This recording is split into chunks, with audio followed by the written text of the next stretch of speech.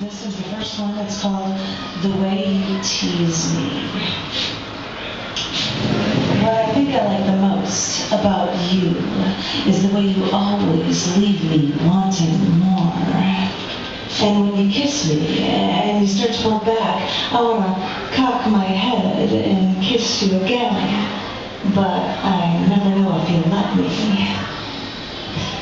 What I think I like the most about you is the way you roll your sultry, deep voice over me like a wave of heat on a summer afternoon.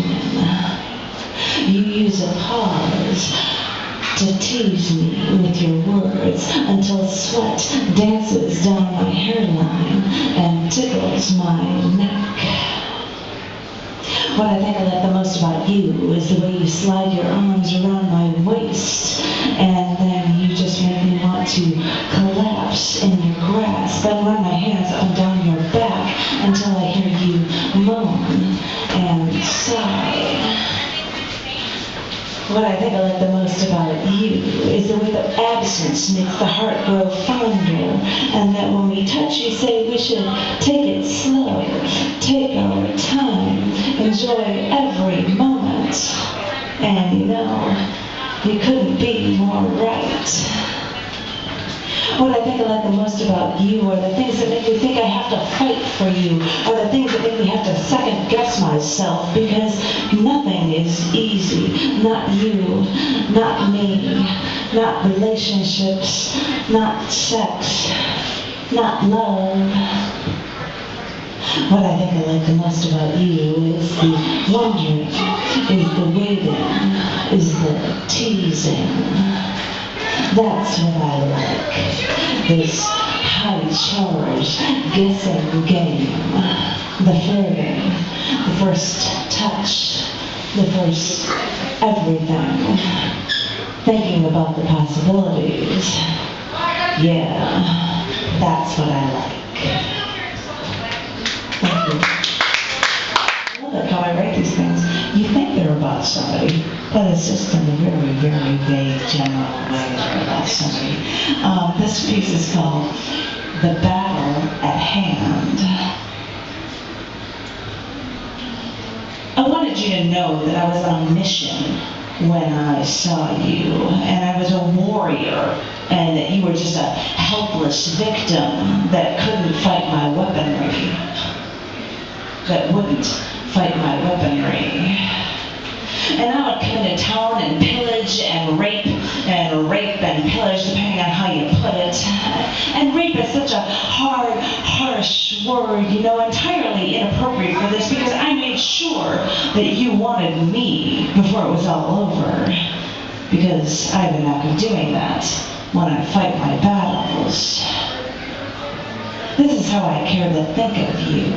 I was not a conquest. I came fully equipped with ammunition. I had bayonets, I had a rifle with rounds of bullets on a chain thrown over my shoulder, I had a 22 caliber magazine-loaded handgun, and you know, I didn't even need to use the hand grenade or the tear gas.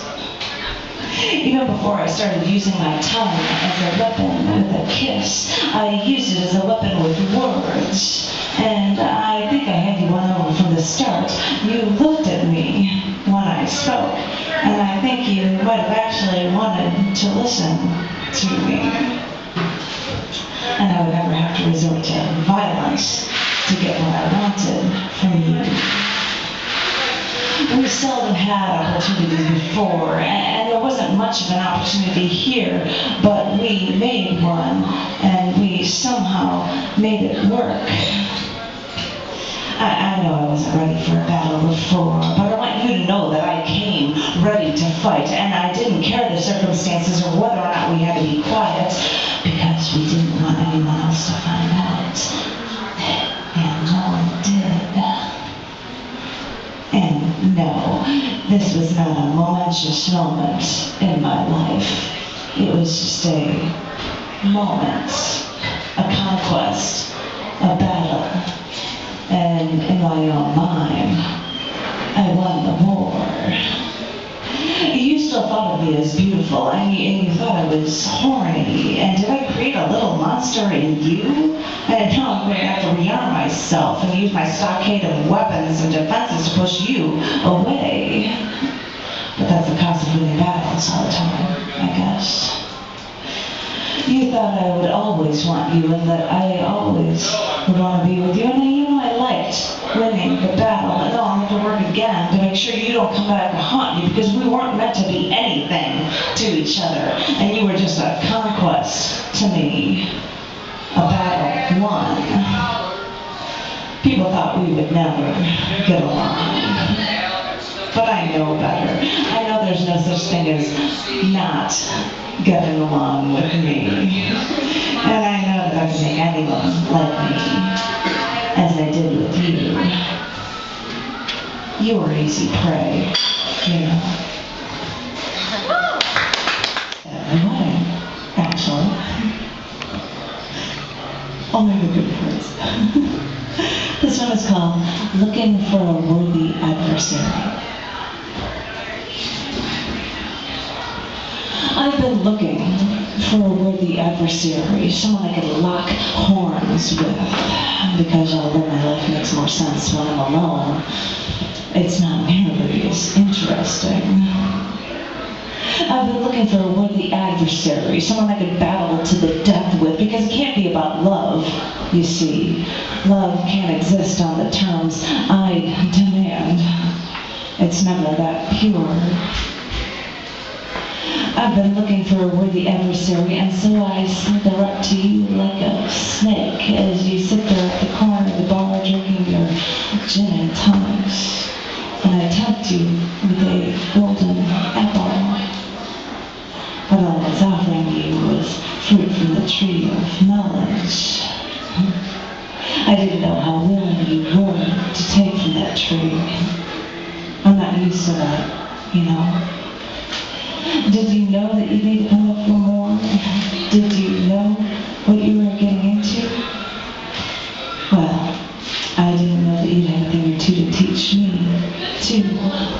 And did I know what I was getting into? Did I know that I would need to come back for more?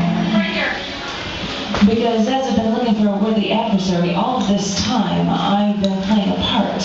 An actress on a stage, spouting the lines on cue.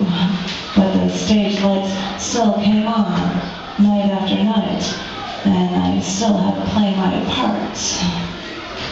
Until on my night off, I saw your performance at the theater down the street, and you know, your protagonist was doing what I was doing. Right down to faking it with people who don't matter. Right down to going home and still feeling alone. And you know, I'd like to see that boiling emotion underneath that no one else could see, because only I have the knowledge to know what that emotion really means. And you know, I'm beginning to wonder if we can get together and write our own play. It would be a masterful performance, you know, and as that curtain would close, we'd hold each other's hands and walk off the stage, and the audience would know that there would be a happy ending. And now when I walk on the set, and there you stand, in front, stage left, I wait for my cue to make my move. None of the rest of the scene matters to me, you know. Maybe they'd like our little play. Maybe they didn't. Who really cares? Because even though I came to you and tempted you, you now tempt me and tease me and torment me and tell me everything that I was too afraid to believe and show me all of the knowledge that has always escaped me. And when you talk, you reach your hand into my brain and pull out my thoughts and shove them into your mouth and spit them back at me. And instead of filling me with terror, it fills me with joy. I've been looking for a worthy adversary, and maybe you are so much more than that. I've heard the words you've said to me before. I've said them to myself so many times, but why do they sound so much better coming from you? been looking for a worthy adversary, someone I can lock horns with, and now I'm no longer locking horns. Now it seems I don't have to fight the battle anymore. Now it seems that there's no battle to fight, and now all those lines in our play really mean something to us that makes sense, and now we're just performing for no one, and now we're just ourselves, and now there's just understanding, and we don't even have to speak. And now every day is Valentine's Day, and now it's like candy and flowers and sunshine and hearts and cupids and sunshine and all that other crap, and you know, all those cliches are all beginning to start making sense. I guess that's what the tree of knowledge does to you. So, this is what has been going on in my mind, and now I've just spilled my guts, and now it's just there, puddle on the floor. But now my performance of a lifetime is made, and I stand here like a statue and wait for my applause.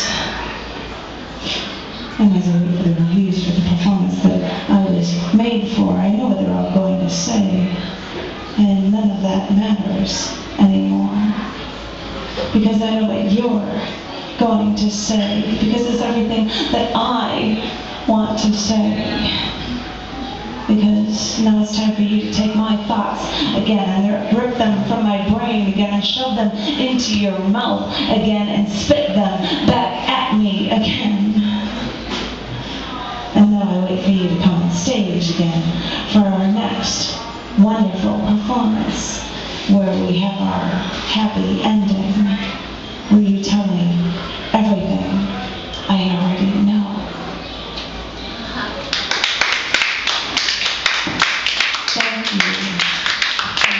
Thank you very much. And hearing what you wrote, or what you just read, made me think that I should do this piece that is called Grab the Other's Neck. It's not a sex poem, is it? Pardon me? That's not a sex poem, is it? Well, was her last one a sex poem? No, she was asking for a sex poem. This one's called Grab the Other's Neck. I don't know where to start. I don't know where all these feelings come from. I don't know how to stop them.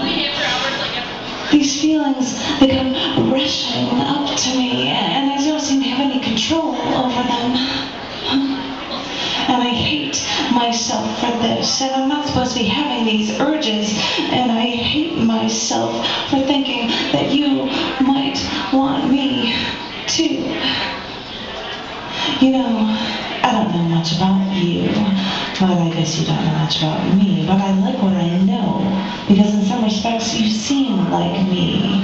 Yes, I like what I know, that you work too much, that you have too much drive, that you have a wild side and you do your best to keep your wild side in check.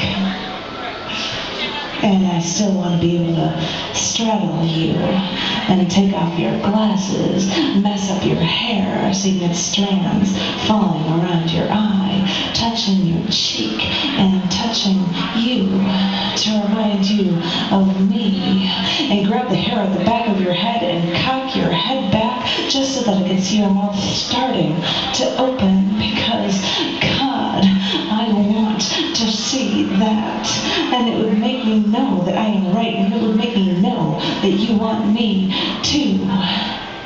And I'd have to let your hair go, and you would just stare at me and give me a look that I can't explain and can't argue with and have to succumb to. And when I want this, I would wonder who would grab the other's neck for the kiss. I still don't know who would make that move, or who could make that move, so I'm begging you to start this cycle. I'm pleading you. I don't want to be the only one with these fantasies. Tell these stories to me. Tell me that you thought these things too, but tell me that you know that we're both stuck, because you know there's nothing that we can do. And I know this too. But I'd like to hear you say it to validate my fantasies in a way. Because I'd love to hear you talk that way to me. I'm a sucker for that, you know. But tell me I'm not alone in this. So I'm begging you. I'm pleading you. Tell me I'm not insane for thinking about you.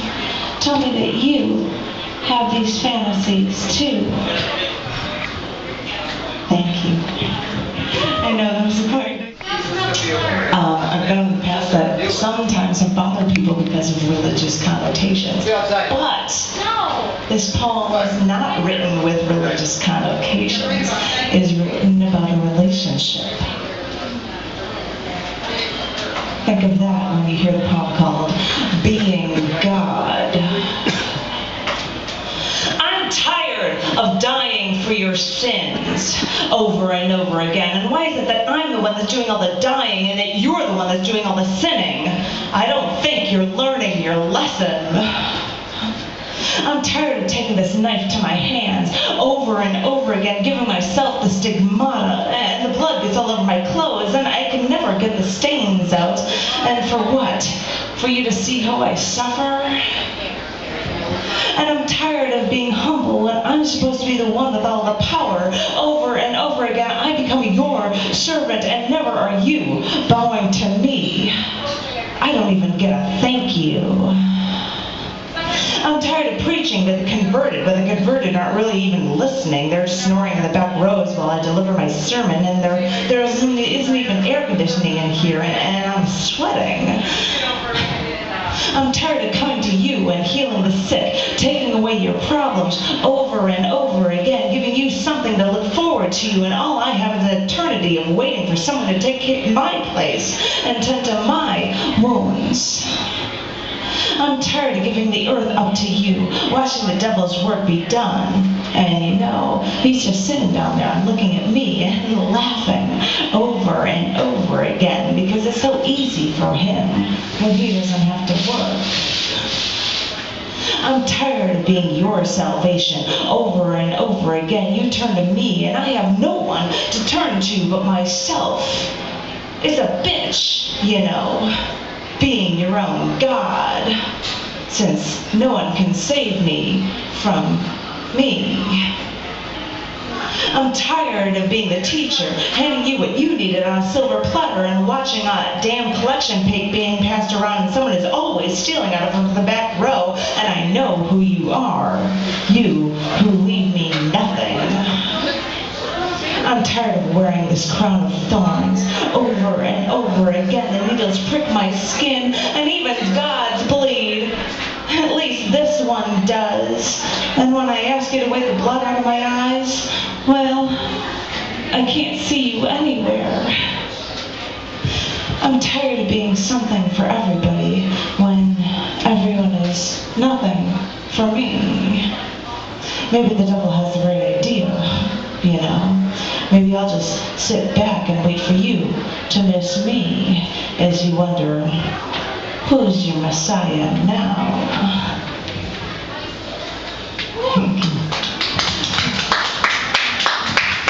Someone who passed away. This is called Weren't Even Married. You jumped from an airplane once, and you promised that you'd force me to go with you the next time. You were always jumping out of airplanes, weren't you?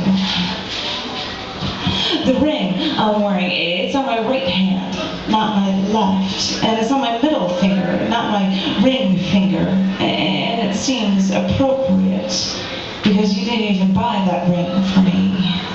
And we weren't even married.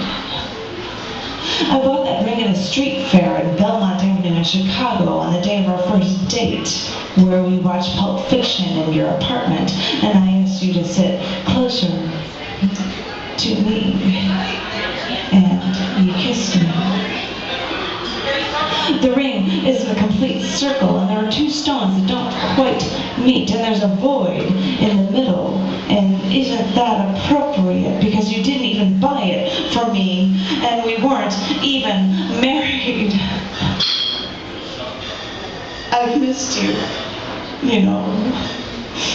I can't even pass the apartment building you lived in anymore.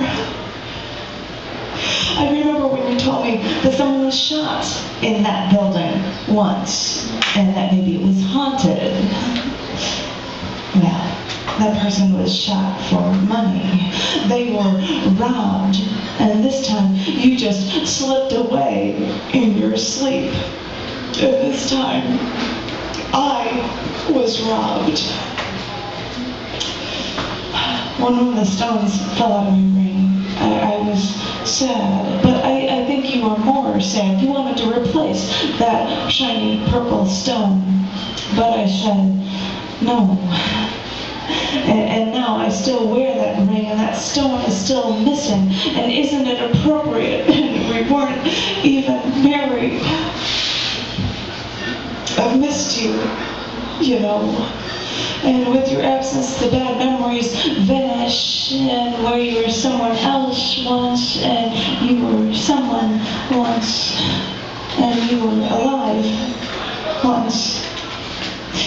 I forget that there was so much about you that I hated, because you're not here to remind me.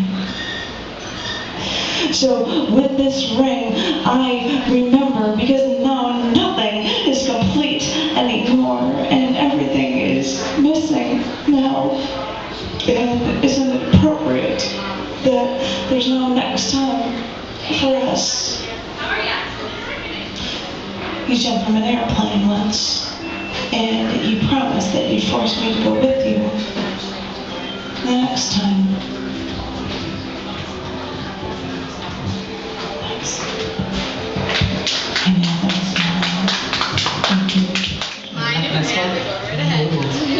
No, it'll make me look cool. No, I don't. This is a poem. It's not about love, but it's about that whole topic. And it's called God Eyes. It was a stupid point to argue about at 2 a.m., sitting at the lobby of the Las Vegas Hilton, listening to the clink and the whir of the slot machines and the dropping of tokens onto metal. You believed in God. I did not. Even after 2 rounds of Sam Adams and 3 rounds of Baileys, I knew you wouldn't change my mind, and I had no desire to change yours. You told me of a dream you had.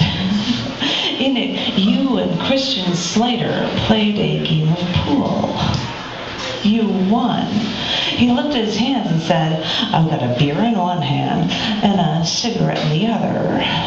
I guess this means it's time for me to seduce someone. And then he walked away. You're a funny man. You make me laugh. Your brother even noticed that. And you even spoke like Slater. Rough, mysterious. You are the optimist. Yes, there is meaning to life. I was doomed to nothingness, meaninglessness. But to me, you were the pessimist. You believed that you were not capable of creating that power, that passion that you had within you. I had control in my life, even if in the end it was all for nothing. You think we're so different. We are not. It's now after 3 a.m. and we listen to music. Al Jarreau, Whitney Houston, Billy Ocean, Mariah Carey, Natalie Cole with her father. That's why, darling, it's incredible. You mouth as you walk your way to the washrooms. That's someone so unforgettable. Watch me walk the words as you walk away. Thanks, Sanaya. Unforgettable too. I told you about the first time that I got drunk. I was maybe 10, and I asked my sister to make me a mixed drink that Mom had that I liked. Well, she made me a few. So there I was, walking to the neighbor's house in the summertime, wearing my sister's 70s zip-up boots, oversized and unzipped, carrying my 7th drink in my hand and sticking my tongue out to see the grenadine. You liked my story. You laughed. Passion is a hard thing to describe. Passion for life. You must know and understand a spirituality behind it. You do your work, the things in life solely because you must. It is who you are, and you could not exist any other way. It's a feeling beyond mere enjoyment. You said that spirituality was a god. I said it was my mind. Once again, we lack horns. All of my life, I've been seeing people espouse beliefs but not follow them. Tell me that you're not one of them. Our values are different, but tell me that we both have values and that we'll fight to the death for them. I need to know that there are people out there like that, like me. We are different, but at the core, we are the same. We understand all of this. I'm grasping at straws here as the clock says 3:45 a.m. The betting odds for the football games roll by. On the television screen beyond. You don't gamble. Neither do I. Why must you be so far away? You reminded me that I have a passion in life, that I have to keep fighting. But I get weak and tired of fighting the battle alone. I, the atheist, have no God to rely on. I have to rely on my will. When I'm low, I struggle. You have your God to fall back on. I only have me. Yeah, me too. And you looked into my eyes as it approached the morning. You stared. We locked horns once again. I think I asked you what you were thinking, and you said, I see a God in your eyes. Later you said it to me again. I asked you what you meant. You said, I see a God in your eyes. I see a soul. Whether what you saw was your God or just me, my passion, well, thank you for finding it. Goodbye, Miss Kuypers, you said when you left for good that day. I said nothing. Goodbye, Mr. Williams, I thought. Then I closed the door, walked to the window, started singing the unforgettable song again. I was alone in my hotel room, and the lights from the Stardust, the Frontier, the Riviera were still flashing. I'm not alone. Goodbye, Mr. Williams.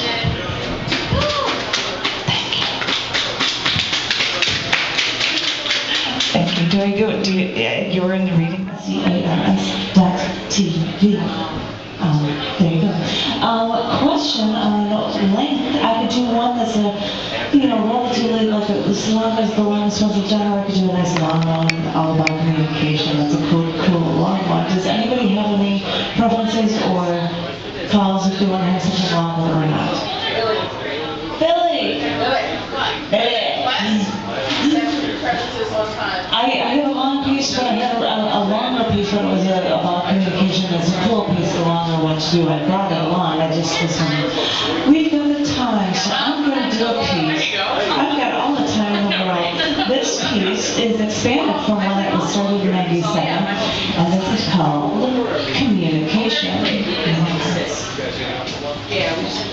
Now that we have the information superhighway, we can throw out into the open our screams, our cries for help so much faster than we could before. Our pleas become computer blips, tiny bits of energy traveling through razor-thin wires, traveling through space, to be left for someone to decipher when they find the time. I got into work the other day, and I got a message on a voicemail. Mike called me, and he left me his pager number, and he told me to contact him with some information. information. And a different Mike called me and told him to call him at the office between 10:30 and noon. Lori told me to check my email because she sent me a message that I really needed to look at.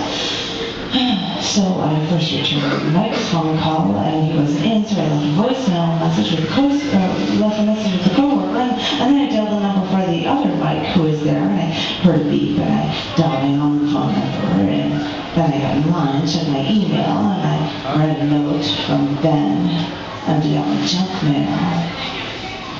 Realizing after hours I didn't actually get a hold of anyone, I tried to call my friend, Sherry, but I got her answering machine.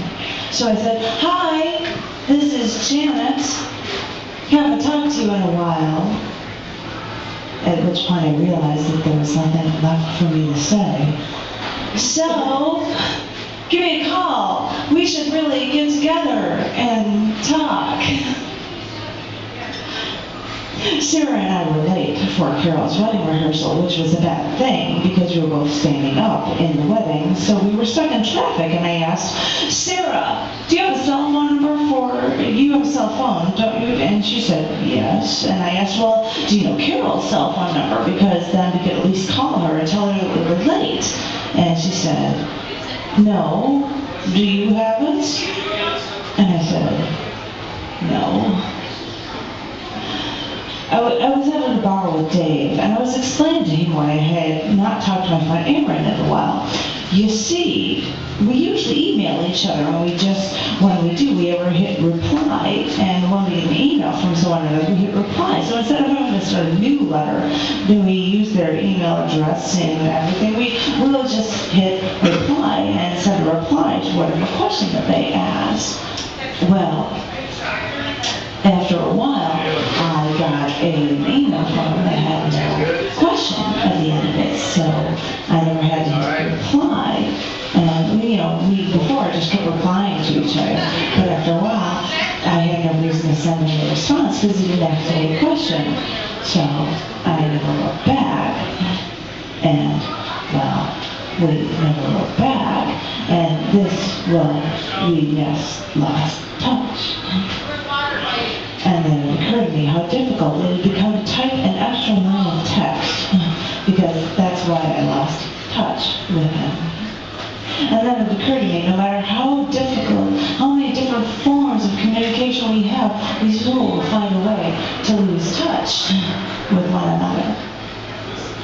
Because now that we have the information superhighway, we can throw out in the open our screams, our cries for help, so much faster than we could before. But what if we don't want to communicate or forget how? Too busy leaving messages, voicemails, emails, pager numbers, forgetting to call back. What if we forget how to communicate? I wanted to purchase tickets for a concert, but I was shopping with my sister and wasn't near a ticket outlet. Well, my sister said, "Hey, I've got a portable phone. You can call them if you'd like." So she gave me the phone, and I looked at all these extra buttons, and she said, "Just press the power button, and then hold it down for at least 4 seconds until the panel lights up, and then dial the number, but use the area code, because this is the 630 area code, and then press send. And when you're done with the call, just press end, and make sure the light turns off." So I turned it on. I dialed the number. I pressed send, pressed my head against the tiny phone, and the line was busy, and I couldn't get through. I checked my email address book recently, and the people I talk to the most are the people who live in the same city as me, all of whom I know the phone numbers of, all of whom are only a local call away. In fact, one of my friends lives a block and a half away from me, on the same street as me, but I still email her as much as I call her, even though I could just walk over to her house and have an actual conversation with her. Because now that we have the information superhighway, we can throw out into the open our screams, our cries for help so much faster than we could before. People want an instant message. They buy their names as domain names. People get email accounts. People set up web pages. is. But you know, I've got a cell phone. I've got a landline. And my phone isn't ringing off the hook. It's like I've gone fishing, sat on the boat in the lake, put out the bait, and no one's biting. I wanted to get in touch with an old friend of mine from high school, Vince, and the last I heard, he had gone to Marquette University. Oh, geez, that was like 5 years ago. He could be anywhere. So I called a friend or two, and I talked to them, and I asked them if they knew where he was, but they lost touch with him too. So I searched on the internet to see if his name was on a website or if he had an email address. He didn't. So I figured I probably wouldn't find him.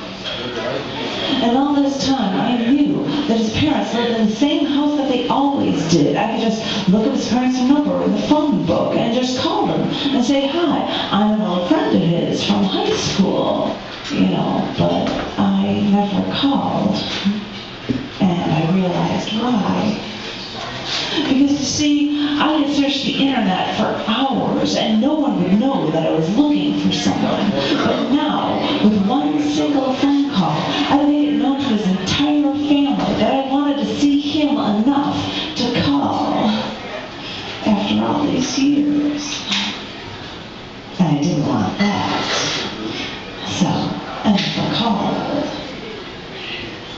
Now that we have the information superhighway, we can throw out into the open our screams, our cries for help so much faster than we could before. But the question begs itself, who is there to listen? Thank you. This was not somebody I was painfully close to, but it gets to you nonetheless. Poem is starting with first name. This is called Andrew Hedinger. I never really liked you. You never revealed yourself to me, and why would you? You who never had anyone. You who always had the bad breaks. Everyone looked at you as different. Where would you have learned to trust? Who would you have learned it from? I never really liked you. I met you through a friend, and he explained to me that multiple sclerosis left you with a slight limp and a faint lisp. Faint under the surface, but there, traces of something that no one would ever know of you well enough to fully understand. I never really liked you. You never revealed yourself to me, and I never wanted you to. You scared me too much. You plagued with physical ailments. You with a limp in your walk. You with a patch over your eye. You who stared at me for always just a bit too long. They told me the patch was from surgery with complications, and now you had to cover your shame, cover someone else's mistakes, cover a wrong that you didn't commit, cover a problem not of your own doing. The problems were never of your own doing, were they? I heard these stories, and I thought that it was sad. I heard these stories and thought you had to be a pillar of strength. And then I saw you drink straight from the bottle 15-year-old Chianti, and I saw you smash your hand into your living room wall. This was how you lived. The house you lived in was littered with trash. Why bother to clean it up anyway? It detracted from the holes in the wall, the broken furniture from drunken fits. This is how you reacted to life, to the world. You didn't know any better. This was how you coped. I never really liked you. You would come home from work, tell us about a woman that was beautiful and smart and who liked you, but she wasn't quite smart enough. And I thought, Well, we believe anything if we tell ourselves enough. We read these fantasies to get through the days. I never really liked you. Every time you talk to me, you always lean just a little too close. So I stayed away from the house, noted that those who you called friends did the same. I asked my friend why he bothered to stay in touch with you, and he said to me, but he has no friends. This is how I thought of you, a man who was dealt a bad hand, a man who couldn't fight the demons that were handed to him, and with that I put you out of my mind, relegated you to the ranks of the inconsequential. We parted ways. You were reduced to a sliver of my youth. I received a letter from a friend, from someone who knew you, someone who wanted me to tell my friend that they read in the newspaper that you had hanged yourself. Your brother died in an electrical accident, and after the funeral, you went to the train station, and instead of leaving this town, you went to a small room to the side and left us forever. Strangers had to find you. The police had to search through records to identify your body. The newspapers described you as having medical problems. But you knew it was more than that. And I was asked to be the messenger for my friend. The funeral had passed. You were already in the ground. There was no way that he could say goodbye. I shouldn't have to be the one to tell him this. No one deserved to tell him. He was the only one who tried to care. I never really liked you. No one did. But when I had to tell my friend, I knew his pain. I knew he wanted to be better. I knew he thought that you were too young to die. I knew he felt guilty for not calling you. He knew it should have been this way. We all knew it. I never really liked you, but now I can't get you out of my mind. You haunt me for all the people that we've forgotten over our lives. I don't like what you've done. I don't like you quitting. I don't like you dying, not giving us a chance to love you, or to hate you, or to ignore you more. My friend still doesn't know where your grave is. I'd like to find it for him and take him to you. Now you know that you did have a friend out there. Bring you a drink, maybe. A fitting nightcap to mark your departure, to commemorate a life filled with liquor and violence and pain and death. I never really liked you, but maybe we could get together in some old cemetery, sit in your gravestone, share a drink with the dead, laugh at the injustice of life when we're surrounded by death. Maybe then we'd understand the pain for one brief moment.